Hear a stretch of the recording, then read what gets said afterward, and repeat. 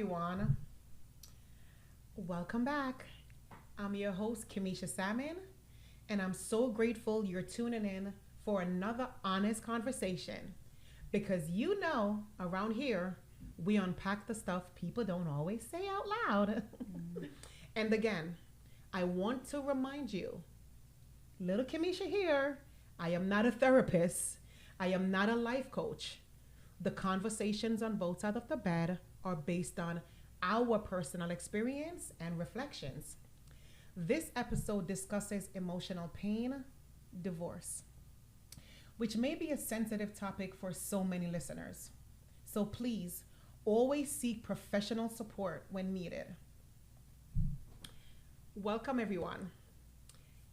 This is called the D word. Not just the legal end of marriage, but the unraveling of identity, pain, freedom, grief, and the powerful woman who emerges from it all. Today, I'm joined by a powerful woman who has walked through the fire of divorce and came out stronger. Not once, twice. She's here to share what healing really looks like. For her, the pain she faced, the lessons she learned, and guess what? And she became the woman she is today because of everything she went through. So, welcome to the show, Jennifer. I call her Jan. And Jan is also the author of I Hate Divorce, But I Love You More. Welcome, Jan. Thank you. Thank you for having me. Oh my God, it's such a pleasure. So, we're going to dive into what everyone want to talk about, the D word. So many people are scared of that word. Yeah. But we have so many questions. And I am so grateful that you're here today to help so many people who are going through it or who might be thinking, hey, it's time. Right. But they don't know what's the next step or how to handle it or even what the support system looks like.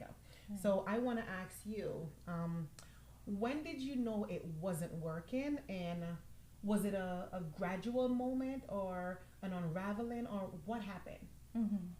Well, being divorced twice, it was definitely a different experience in in each divorce, right? So my first marriage was about 17 years. Okay. And the love of my life, it was, we got married very young, had children very young, and there was things going on. We were separating here and there, but I really fought. I fought. I didn't expect how it would end, and literally how it ended. The moment, which I didn't choose, was he gave me kind of like a 3-4 day notice that he was done and he was leaving. Wait, so 3 days? it was like about 3-4 days, yeah. Like and that was your first marriage? That was my first marriage, 17 years, love of my life. All my children from that marriage. We were, college sweethearts. You didn't see that coming? At that point, I was fighting so much, and I wanted our marriage to work so desperately. I tried everything under the sun. So I felt like, I was shocked. So it wasn't like a moment. Okay. It was like the moment was prepared for me. Okay. And I just had to respond to it. That's awful. That's awful. That just sounds immature, selfish, and one-sided. He just thought about himself. But now, retrospectively, I look back a lot, and I think a lot of our experiences, like, I think you hit it on the nail. Like, we were both immature, though. Okay. We were both immature. But that, I really, and it's interesting because in that specific marriage, I remember, doing everything that I could. Like, there was nothing really else I could do because I felt like I did everything. Okay. And also, this is the father of my children. Like, I didn't want, divorce. I never wanted divorce. I wanted to do something different generationally because I am, my parents were divorced. Yeah. So I wanted something different. But I remember praying, and I was at my wit's end and praying to God and saying, God, I'm just going to stay still. Yeah. And if this person still belongs in my life, if this person is still in your will for my life, then you're the one that's going to remove him. Yes. I'm not going to walk away. You're the one that's going to remove him. And to be honest, I was very surprised. And I felt like that was God, like that, there was something that it was done.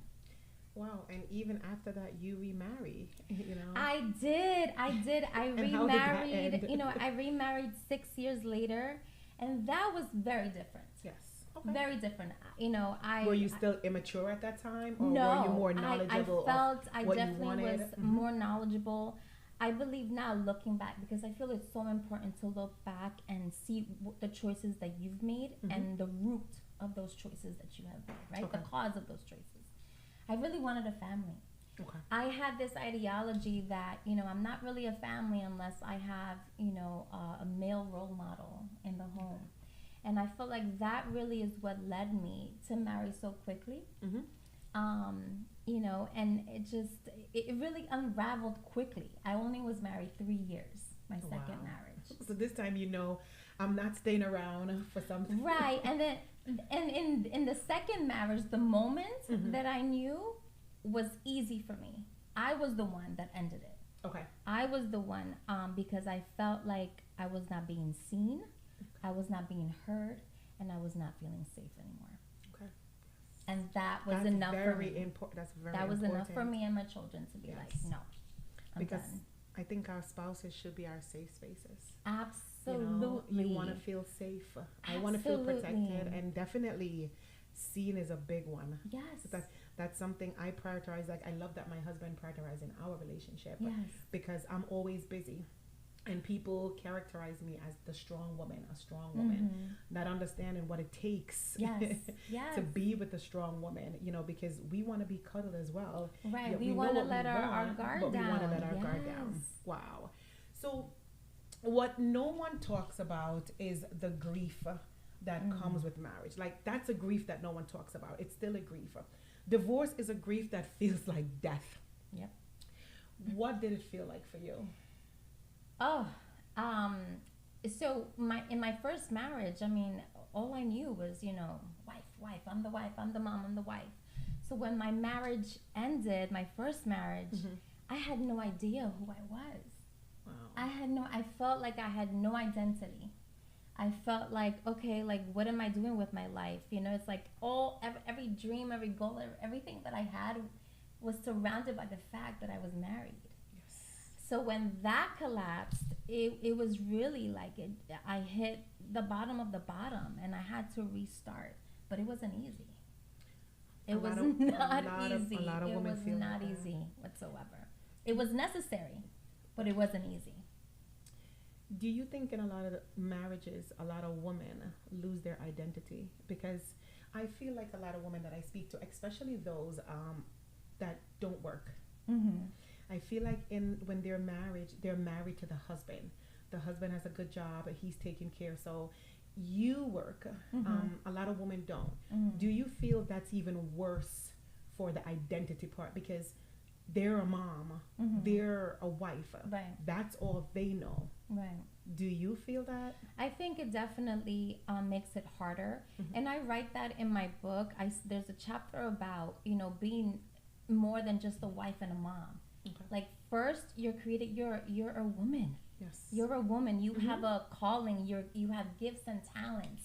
And I think sometimes, or maybe it's society that makes you feel like, well, you haven't really achieved something until you get married, and that's absolutely wrong. Okay. So I feel like we definitely have to preserve who we are, even when we get married, or if we don't, we have to preserve who we are, because we are valuable as a woman, and that's the first thing we were. Yeah, was woman. Wow.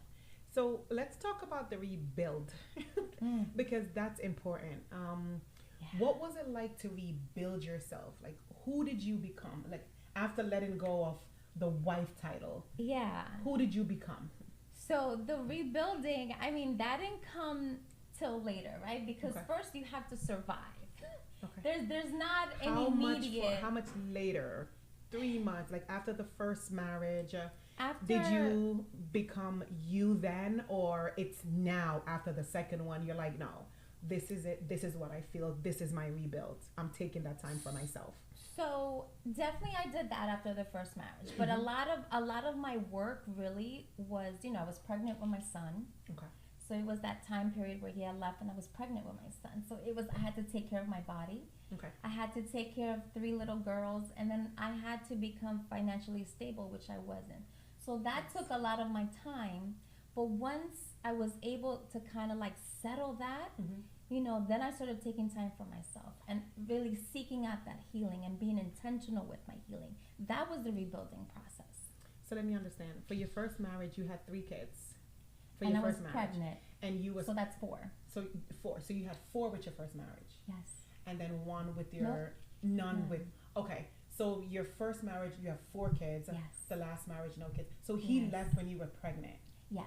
Oh Jesus. Yeah. Who is this man? I mean, this, listen, Where's we all your have our character, stories. your morals? We all have our stories, but he for his sake he left before we found out that we were pregnant. Okay, but before we continue, let me say I am proud of you. Thank you. Because that's not a lot of women can go through that, Jen, and still stand. Not only that, not a lot of women that can go through that and sit here and talk about it. Yeah. That takes a different type of strength. Yeah.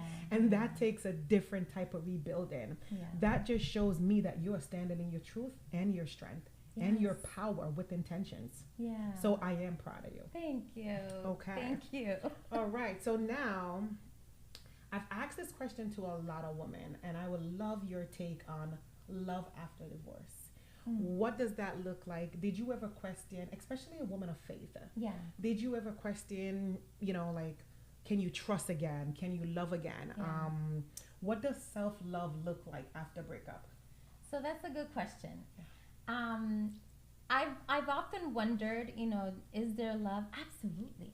I mean, first of all, I was saying this to a friend, like, I am absolutely loved in this current moment, even if I don't have a partner.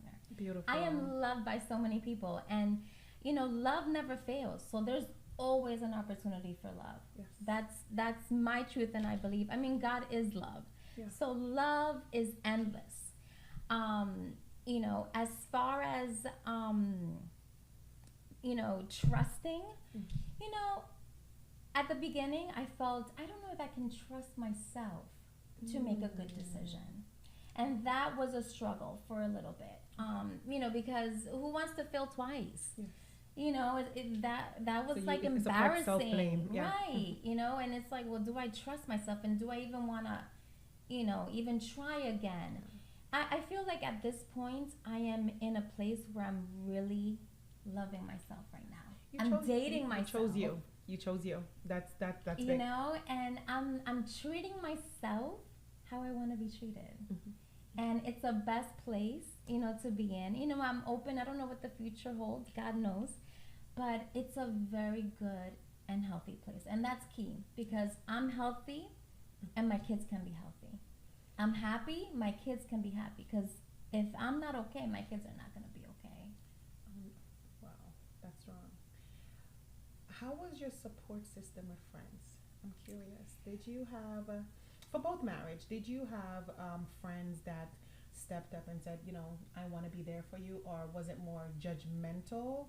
Yeah. Or did you feel a lot of people said, you know what, Jen, you made the right choice? Because I feel like our circle matters. Mm-hmm. And a tap on the shoulder, like, I'm there for you, makes it a little easier rather than she's divorcing again. Yeah. No. And that's a double question about I want to know how your friends handle it, and also, did you feel like I failed? Mm-hmm. That's a deep question. So when my first marriage ended, I had amazing support. God provided everyone that I needed, and I had people step up that I wasn't even expected to step up. Either with just helping me with my kids, or come and dropping me a meal, or just being someone just to hear me vent. I never felt judged. Okay. I did feel self-shame, and that's what I call it. self-shame. It wasn't others placing shame on me, but I placed myself that shame because I felt like I failed, and I didn't want to fail. My second marriage was a little different because I was so embarrassed. Okay. So it was not public information. Okay. And, I only told a few. I told my pastors, I told, my best friend, but I didn't tell much of my family. Okay. Because I was so embarrassed, and I felt, I wish I could have done it differently, because after I finally disclosed and shared, my decision and what has transpired, my family was so happy for me. Okay, good. Oh, wow. Yeah. So they and probably saw signs you didn't were see. like, Jen, why didn't you tell me? I would have been there for you, girl. And I'm like, you know what? This was just a little different for me. And it was me. That it was that personal. I just felt really embarrassed, Kemesha. There's a lot of people, even friendship. So sometimes, as a friend, if one of my friends are going through a divorce, I think the friends make it about themselves, because I will hear people say, oh my God, she didn't tell me, but she told that person. And I have to reassure them, she didn't do anything to you. Mm-hmm. It wasn't about you. Yeah. She's going through a life-changing moment. Yeah. This is not a roll call to go through your list. This is not a Happy Mother's Day. You got to go through your list to send everyone Happy Mother's Day. No, this is something deep. No one gets married to get a divorce. Right. No one. Correct. So I think the reason why I ask about a lot of friends, because I've spoken to so many people and they take it personal. They didn't tell me, and I'm like, well, it wasn't the moment. They choose that moment. Right. Okay.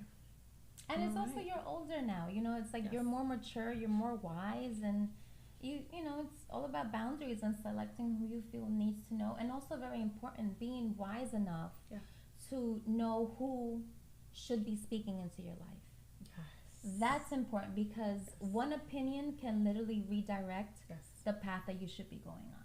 That's true. So I have a little saying, and a lot of people hear me say this, even my friends. I don't take advice from people who are not in a position that I don't want to be. So, and this doesn't mean, I've seen people oh, we've been married for 20 years, 25 years. And I'm like, yeah, but your marriage is not healthy. I don't want to hear anything about your marriage. But I see people that their marriage are intentional, that they're seen. Those are the people I look towards, and I'm like, wow, that's where I'll go get advice from. That's the people I'll ask questions to. But Jen, I want you to speak directly to our listeners. Words to someone watching right now that's still in it, that's scared, that's stuck. They're stuck. They're grieving. They're not in love anymore. What would you say to that person in that situation? They know the marriage is over. There's no more love. You're not seen. There's nothing. Right. What would you say to that person? Ooh, that's another deep question. If you absolutely know that you've tried your best, if you know that, there's nothing else you can do, then you just need to make a decision. You need to make a decision. I think we do a disservice to us and to our spouses when we wait and we wait and we worry about what people are going to say. We worry about the opinions and the stigma and all this stuff. And I'm just like, I wish someone would have told me, sooner, it's going to be okay. It's okay. Yes, you married the wrong person. It's okay. Your life is not over. God still has amazing plans for you. It's okay. We all make mistakes. We all fail sometimes. Yeah. I'm here, and so this is liberating, me being transparent to all of you, because I'm just listen, I'm here divorced twice. I'm not proud of it, but I'm not embarrassed anymore, because it's part of my story. But it doesn't impact the plans and the dreams and the goals that I have ahead of me. It's just part of my story, and I can share it confidently because it doesn't change who I am. I'm still Jen, right? Yes, because divorce is not your ending. And it's not a title. It's your beginning. It's not. It's not a title. I'm just no, I'm just Jen. Oh, Mr. and Mrs. married. No, I'm just Jen. I'm Jen. That's it. how do you feel when, say, you go into a different setting, especially your church, church family? Are you open to talk about it, or if someone brings it up, like, oh, Jen, I heard. Oh my gosh, yes, that's why you have to be in the right church. Yes. So I remember, at my church, I had, shared, with my group and with my life group, and I shared with a couple of people, and their response was like, okay. And it's not really what I expected, because I expected like 2 times, like, and I've done all the therapy. Let me mention that. I've been in therapy a lot. So I want to mention that too. That was also part of my healing process, but it was just so non-judgmental. Okay. And I think that just like brought so much healing also to my spirit. And you tapped on a little bit, because I was going to ask you, what other things have you done as a part of your healing? Ooh, you said therapy. Yes. I'm very big on therapy. Very big on therapy. So many people are scared of therapy. No. I always say, you need 2 good people in your life. You need a great therapist and a great accountant. Ooh, I like that. So, I like that. One will keep you out of the jailhouse, and the other will keep you out of the madhouse. Yes, absolutely. Yes. Listen, therapy. I'm all about therapy, and also marital therapy. I mean, I've done that too with, both of my marriages. We were in marital therapy. But yes, therapy, individual therapy. I also, we got into some family therapy, because I also wanted to make sure my kids were okay. But listen, like, therapy all the time, and it's not something that you stop. I think there's different seasons that we go through. Yes, I need it. And maybe we stop a little bit here, but then something else comes up, because we're always, processing healing. I don't think we ever reach a state where we're completely healed. Why? Because we're all imperfect. Not only that, it's traumatic. I don't think people understand this is all trauma. And most of the time, even myself, when I go through stuff in life, you never realize what's your trigger. Yeah. I will be going through a good day, and I'm having a great conversation, and one word from a person will trigger me, and I'm like, uh-oh, I thought I healed that. Yeah. And I have to go back to the drawing board. So I think therapy is a lifetime. Yeah. Another sensitive topic I'll ask about is your children. Yeah. How did they feel? Because I've spoken to a few women that thinking about divorce, and what they mentioned to me was how terrified they are about what that will do for their kids. I had one share with me, she hadn't worked for years. She still is not working. So the husband is the breadwinner, and they're not intimate at all. There's no love. There's nothing. She is not seen. But she's scared that when her child goes away to college, where she's going to come back to. And I had to remind her that if you're not full, you're teaching your daughter what it is to stay, because the kids see. Right. They know. And these kids, they know. Exactly. So what was it like for your kids going through that, not once, but twice? So, with their dad, my first marriage, I'll tell you this. Staying together was traumatic.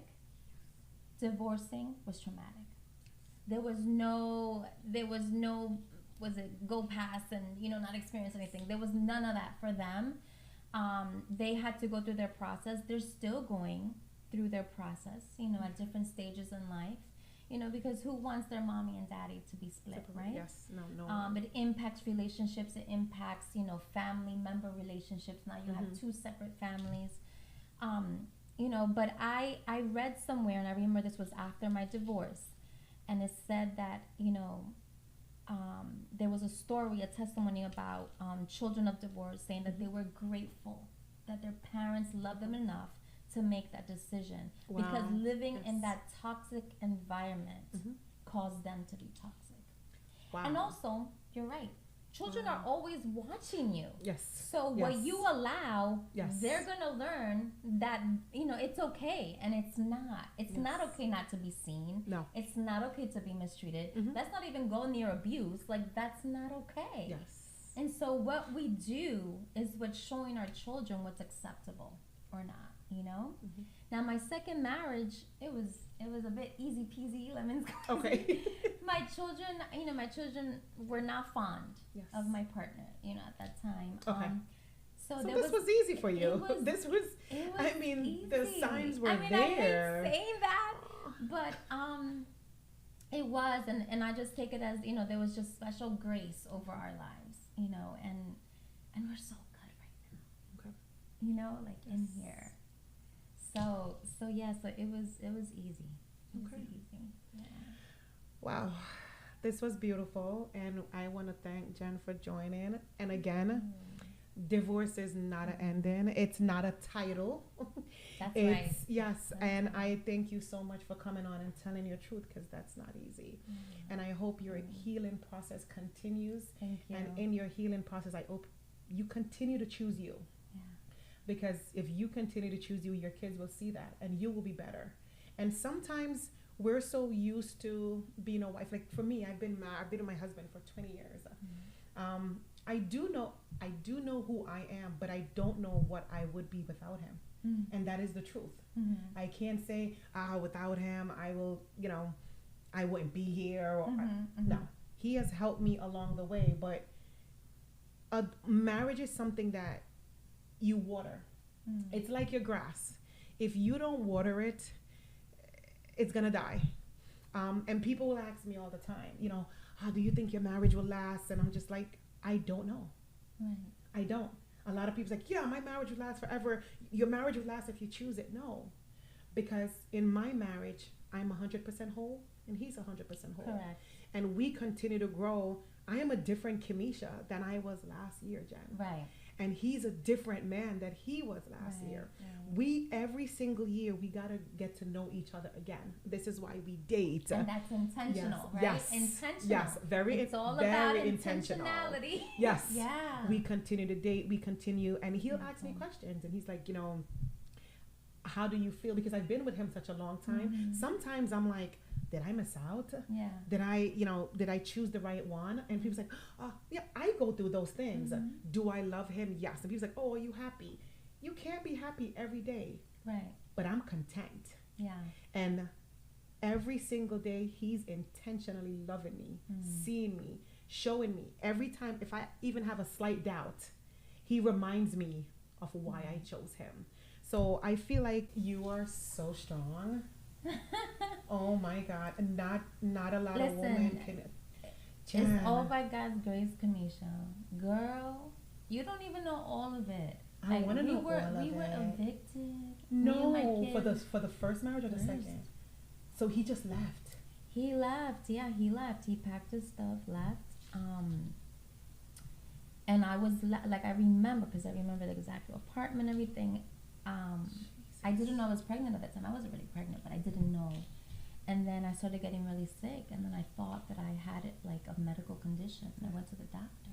They were like, no, you're pregnant. And I was like, and I thought he was going to come back. I truly thought that he was going to come back because I was pregnant. Do you think he had someone else? Because yeah. Oh, he did. Yeah. Okay. I mean, we both had issues of infidelity. For me, it was more, I definitely was, so you cheated. Emotionally. Okay, never, you cheated emotionally, I never not had sexually. any type of physical. No, it was all emotional for me. I was very needy, and I wasn't getting it. Not to say that that's an excuse. No, I'm gonna disagree with you, because what a lot of people don't understand when it comes to relationship, it's not just sexual. It's also, as you said, you weren't seen. I think an emotional affair is worse than sexual, because you're now building a bond. Yes. And sometimes without that sexual component. Yes. And sometimes it's not that, like, your partner wasn't there, but sometimes for a woman, their partner is there, but it's just, oh my God, I finally found someone that you saw that you're now connected with, and it starts. And that's the problem. And this is why husbands needs to be so not just husbands, wife needs to be so intentional of making their partner feel seen, because once someone else step in, especially the emotional part, It's not gonna But end. I think I love how you were talking about like watering the grass, because Yes. I feel like you have to do, like, it has to be two people watering each other's Yes. grass. We you both know? have to want it. Like, I think sometimes we think like once you say I do, okay, I'm married, that's it, yay. Yes. No, it's a lot of work. Yes. Yes. And I love that word that you said, being intentional, because yes. it is. Yes. Because how do you take care of a plant? You're intentional. You're constantly making sure that the soil is nourished, that you're watering it, that the sun is, gazing down on it, right? So you cheated emotionally. He cheated sexually. Yeah, physically. And did you physically? So did you find that out? There was moments, yeah, like we early in the marriage, or I don't know, and it's like I don't even want to know anymore. but you just know it happened. I knew definitely that it happened. I did separate from him here and there. Like I was like enough, and I took the kids. I went for a month to my mom's house, whatever. But that last year, like we were still dating. So I'm telling you, when that rug was pulled out for me, wow, that's why I was just like, what the hell? He had his plans. Like and he was literally, building. it was Yes. like 3 days notice, and Oh my I had to tell the kids like, okay, Daddy's not gonna be here anymore on Friday. Oh my God. That's devastating. That's devastating. But I really was just, oh God, Kemesha, because it wasn't easy. It wasn't easy. But when you have God in your life, like no matter where you are, no matter how deep, and when I tell you that I was deep in a black hole. How long did that last? I'm curious because I know the crying, the blaming yourself, wondering what I could have done wrong. I'll quickly give you the timeline. So he left 2015. Okay. I had Jacob January 2016. Okay. We got We got evicted 2017. Oh my God. And then I had to move into his parents' house because I had nowhere else to go, which was difficult, uncomfortable. He didn't provide. He failed as a husband. No, it was just like, it is what it is. And when we got but you know what? No, let me backtrack. When we were still there, when I was pregnant with Jacob, someone told me, you need to get yourself together because whatever you're feeling, that baby's feeling. Mm-hmm. And I didn't want Jacob to feel my depression, to feel my suicidal ideation, because they were there. They were very present. And so I just started to pray. I literally would get on my floor in my room. The kids would be either in school or sleeping. I will get on the floor on my knees and cry and scream it out, Kemesha. And all I remember only being able to say, God, heal me. Heal me. And let me tell you, I still have like goosebumps because when I say hours on the floor, like you would look at me, you would think someone died. You would look at me, you would think I was drunk. Hours on the floor just crying out to God to heal me. You were broken. And he did. Yeah. He did. It was a process, but 2018 is when our whole life like literally turned around. I got my dream job in New Rochelle. Yes. I got my apartment 2018. And it's like everything. You felt liberated. It was you. Started coming together. Yeah.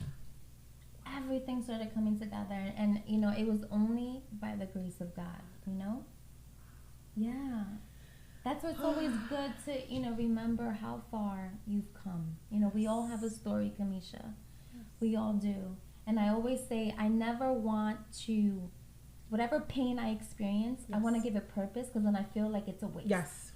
I'm a strong believer in purpose. So it's walking in your purpose. Everything you go through is not for you. It's to help some other person. Yes. Yeah. Oh, Jen. Yeah. Well, this is heavy. This is so heavy, and I feel every ounce for you. But I am going to pass this book on. I hate divorce, but I love you more. So Jen is leaving this book with us. If you would like to find this book, Jen, where can they find your book if they would need a So right now, I'm still working on Amazon, but they can reach me through social media, Instagram and Facebook. It's under Jennifer Linares, and I personally ship the books with a personalized message. Okay. Yeah. And if you can't find her, just find us, leave a message, a comment, and we'll get that to Jen. So So Jen, thank you so much for being here again. And remember, you know, divorce is not the ending, it's the beginning. And we want to thank Jen for being here and telling her truth. And healing is not only possible, it is possible. It's yours to claim. So thank you, Jen. And until next time, thank you for tuning in to Both Sides of the Bed with Kemesha.